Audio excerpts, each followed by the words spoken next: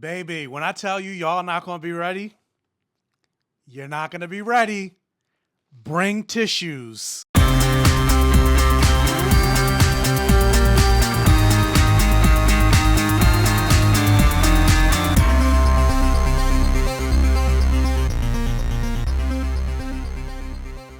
And welcome to my safe haven, everybody. Thank you guys so much for clicking on another video and joining me here on the Black Gay Comic Geek channel. If this is your first time checking out one of my videos, allow me to introduce myself. My name is Michael. I call myself the Black Gay Comic Geek, and I always say the things I love to talk about on my channel has blood, sex, gore, and magic, or any variation of the four. So I mostly like to talk about fantasy, sci-fi, action, adventure, horror movies, but of course I like to talk about Black representation and queer representation. So if that's something that you're interested in, if you think representation matters, do me a favor, hit that subscribe button. Become one of my safe Gaveneers. Also, you can help boost this video by hitting that like button. It'll really help with the YouTube algorithm, getting this video out there, getting my channel out there, so more eyes can come over to the channel, hopefully subscribe, and I can continue to grow. Guys, so with that said, we are here to talk about one of my most anticipated movies of the year. I was actually kind of skeptical about this movie because sometimes movie musical adaptations don't always fare well, but I was still excited because I saw this musical twice on Broadway. I absolutely love this musical. Every so often I listen to the Broadway soundtrack. And so let's talk non-spoilers for the movie adaptation of Wicked. I actually got to see it, an early screening of it on Sunday, and I'm actually going to see another screening tomorrow on Wednesday, and I'm excited. So yeah, let's talk about Wicked. It actually comes out in theaters for everybody else on Friday the 22nd. So again, this is a non-spoiler review, but the movie synopsis for the live action movie adaptation of Wicked is: misunderstood because of her green skin, a young woman named Elphaba forges an unlikely and profound friendship with Glinda, a student with an unflinching desire for popularity. Following an encounter with the Wizard of Oz, their relationship soon reaches a crossroads as their lives begin to take a very different path. But yeah, guys, as I said in the intro, be prepared to cry because like this musical is incredible. This movie is incredible. The performances are award-worthy. The set designs are award-worthy. The songs are award-worthy. Everything about this movie is award-worthy. Like, I could not stop thinking about this movie after it ended. I woke up with the songs of the musical in this movie. Like, I woke up with them in my head from the moment I saw it 2 days ago. And the thing about this movie is it took the Broadway show and it elevated it. Like, this movie defied all my expectations. See what I did there?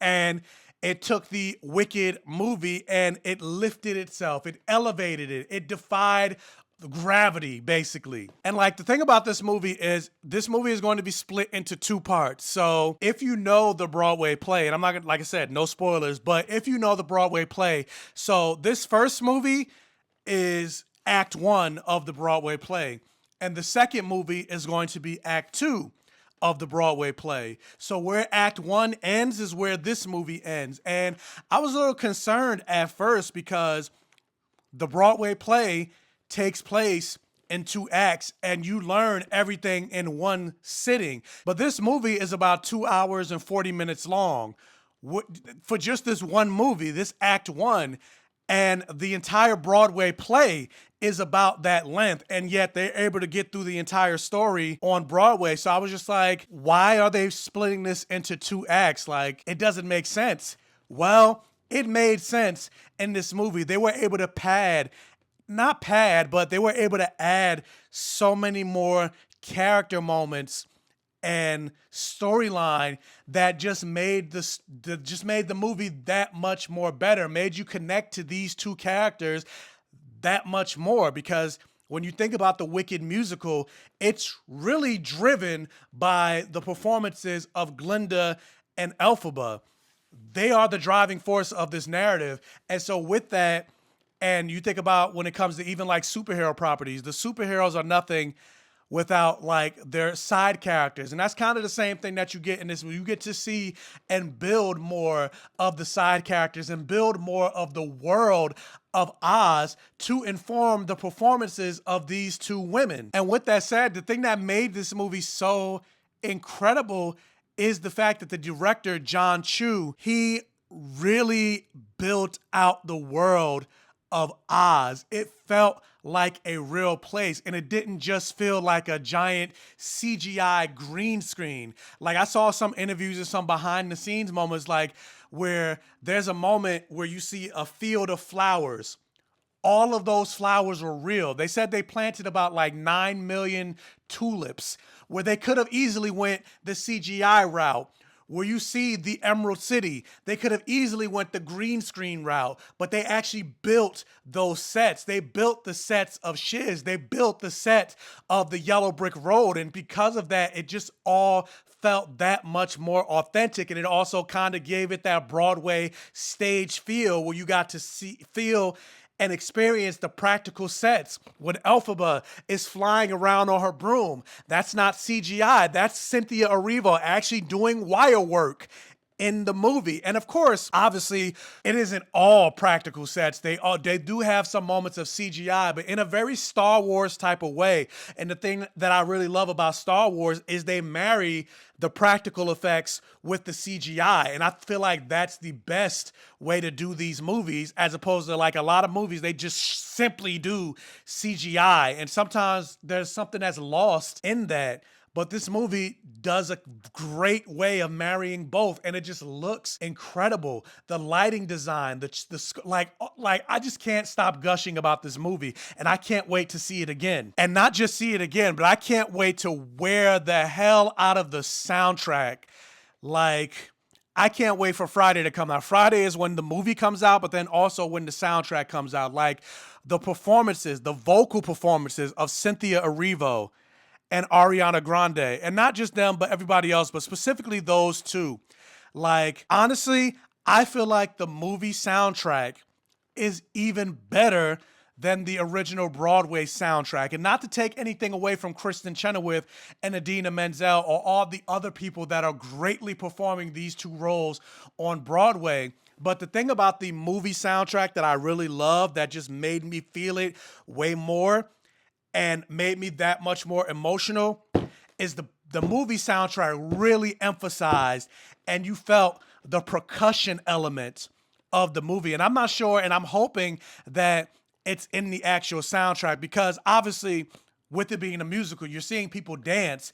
And so a lot of it is like the tapping and the percussion and the element of them stomping, but you actually hear that like pounding in the movie. Like, they really emphasize the bass and the percussion element in not even just in the stomping and the dancing, but also in the voices of the characters. And it just made you that much more emotional. And I was just like, oh, I need this soundtrack like immediately. And with that said, speaking of the soundtrack, because we already know that Cynthia Erivo can sing. She won a Tony for The Color Purple. And if you have The Color Purple soundtrack, you know how she sounds. We already know that Ariana Grande can sing. Like, I have I have every single Ariana Grande album. Like, we know she can sing. And as a matter of fact, on her very first album, she had the song Popular on her album. So she's been living with Wicked since she first released her album. But with that, it's not just about the musical performances, it's about the acting performances. And my God, obviously Cynthia Erivo is a Broadway actor, but people forget that Ariana Grande started as an actor before she became Ariana Grande, the pop star. And granted, I've never seen her like Nickelodeon shows or her acting performances or anything like that.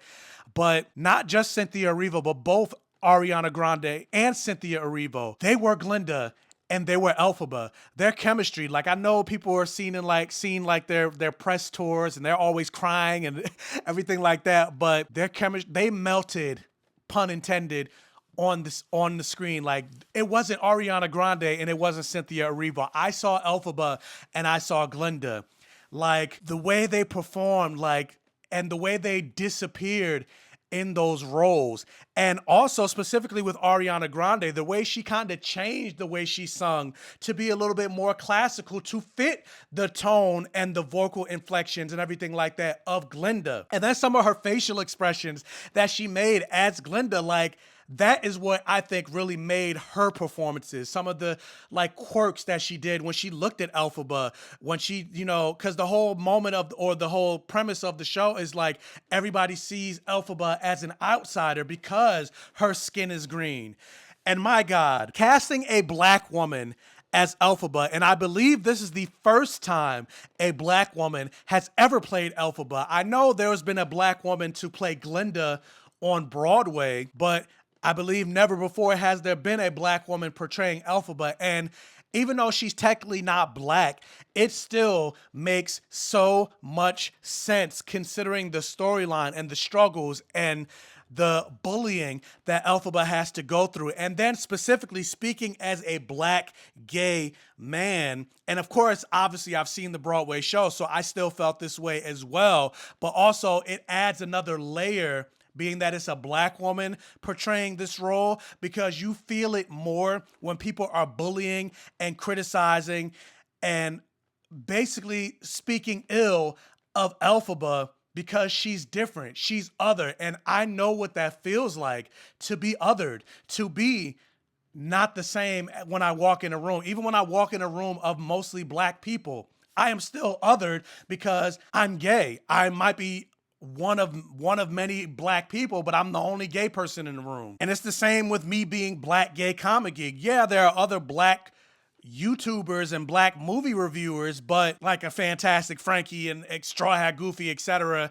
But movie reviews, Sharonda from Pay Away, but most of them, damn near all of them, are straight. So there are certain nuances and things that I enjoy that they don't necessarily pick up. We might have the same thought process when it comes to maybe a lot of the racial issues, but not so much when it comes to like the queer representation issues and things like that.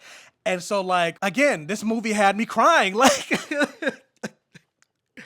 because like, I just understood, like when she sings Defying Gravity at the end, like, I feel that, like when she says something has changed within me, something is not the same. I'm through of playing by the rules of someone else's game. Like again, like me calling myself Black Gay Comic Geek on the internet, I'm through of playing by the rules of someone else's game. Because I remember before, or I remember mentioning before, before I started making content, I was contemplating whether I should even call myself Black Gay Comic Geek on the internet, because I remember like, these algorithms will punish you for, you know, having queer content or having gay in your name. I remember in 2018, like I said, I talked about this before, how LGBTQ content creators were suing YouTube because they were deprioritizing a lot of their videos if it was specifically queer related. Or you think about TikTok and all these other platforms. Not just as a queer creator, but also as a black creator. Black creators talked about all the time about how a lot of their videos, if it's specifically black related and black focused and talking about, you know, black issues, their videos will get demonetized or deprioritized. But if they talk about something else, they didn't have that issue. But then white creators, they could talk about black issues and yet their videos would blow up. But a black creator would talk about black issues and their videos would be deprioritized. And I'm like, I'm both black and gay. So I'm like chaining my leg before I even start the race, just in the purpose of my name. But I just said, you know what? My name, Black Gay Comic, it tells you everything that you need to know about what the channel is and who I am from jump. Now, granted, not because I don't review comics a lot, but part of that is also because, and granted, I am getting a little off topic, but it all informs how I felt about the movie. But part of it is because, like, especially like Marvel and DC, those come out every single week. I don't get them every single, I don't have the money like that to be paying for it every single week. But also, like, I read my comics like digitally. So like there's this app called Marvel Unlimited. So anything new that comes out, it doesn't hit Marvel Unlimited until 3 months later. So I will always be like 3 months behind. And so I'll let the comic book creators that read and get it immediately, I'll let them review it, but I still read comics, and a lot of my reviews of comic book movies and things like that are still influenced by my knowledge of the comics. I'm just not reading it immediately. But I'm still a comic book nerd, a fantasy nerd, and black and gay. And I have a voice and perspective that isn't necessarily told, that is needed. So it's time to trust my instincts, close my eyes, and leap. It's time to try defying gravity. And here I am making this movie is just perfect. That's all I'm gonna say. Like, no movie is perfect. So obviously, but this movie is perfect. And the thing about this movie, the part that I cried, I was expecting to cry when I saw this movie. I knew I was going to cry. But the part that I thought I was going to cry, I actually didn't cry. And I actually cried at another part. And not just a little bit of tears. I was full on bawling at a certain part in the movie. And I'm not going to say too much, but once you see the movie, there is a scene that takes place during a school dance. And there's a moment with Glinda and Elphaba at this dance. If you've seen the musical, you know what I'm talking about. But if you know nothing about the musical, it was at that moment that the tears just started flowing. And again, when you think about this being played by a black woman, again, it just makes it that much more emotional, especially if you're a black woman. I feel like you will feel seen after watching this movie. If you're a black queer woman, if you're a black queer man, if you're queer, if you feel marginalized or othered, if you're disabled, whatever you feel, you will feel seen by watching this movie. And finally, the thing that I also appreciate regarding this movie is because they could have easily done this for time, but they took every single song from Act 1 that's on Broadway and they put it in this movie. There were no moments that a certain song was cut, or literally every single song from start to finish was in this movie. They didn't add any other songs. They added scenes and moments in the songs that made the songs that much more better and that much more connected and that much more impactful and that much more memorable. But it was still every single song from the Broadway soundtrack. And that's something that I appreciate, because a lot of times in movie musicals, even in The Color Purple was super long, but there were still certain songs that they cut, or certain songs that they started later in the song, or then songs that they added that didn't really. Well, no, there was the added songs I kind of liked, but with this movie, it was literally every song, it was in this movie. I don't know what they're gonna do in Act 2. They could do the same thing, or no. John Chu said he's adding a couple songs for Act 2. So I don't know what that's going to be about, or what songs, or who's going to be singing those songs. But I remember seeing an interview saying he's adding, I think, 2 songs for Act 2. I don't know how long Act 2 is going to be, but I'm assuming it's probably going to be just as long as this one, especially if he's adding 2 more songs. But this movie, again, this movie was perfect. This movie was perfect. This movie was perfect. This movie was perfect. And after the movie was over, I was just like, so can I get Act 2 right now? And then even after the movie was over, I was like, I want to watch it again. If I had access to it, I would have went home and sat through another 2.5 hours to watch that movie again. And I'm still thinking, I cannot wait until tomorrow, because I'm ready to see this movie again. I need to see this movie again. I need to get this soundtrack. I can't gush about this movie enough. I don't know what else to say. I feel like I've said everything that I need to say, but I damn near know that this movie better be nominated in virtually every single category at the Oscars. And speaking of another standout performance, Jonathan Bailey as Fiyero. And then speaking of the genius and forethought of the set design, the way the set was looking and moving and during that dance number, I was just like, this is incredible. And again, it was all practical. Everything you see with regards to the sets, the rotations, the turning, the tall buildings, it was all practical. That was another memorable sequence, dancing through life. And this is something I always thought, and it wouldn't be the Black Gay Comic Geek channel if I didn't bring this up, but Elphaba and Glinda, I don't care what anybody say, they're lovers. I know it's a story about friendship, but it's a story about love. Your first love, your first true love, and how you go different paths with your first love, but you never forget your first love. And you might not know if you've been changed for the better, but you have been changed for good. They're in love. Especially one of the songs, Loathing. I was like, this song is about them falling in love with each other, but they just don't know how to express it. What is this feeling so sudden and new? What is this feeling since I laid eyes on you? My heart is rushing. My pulse is my pulse is beating. My heart is rush. My heart is rushing. What is this feeling?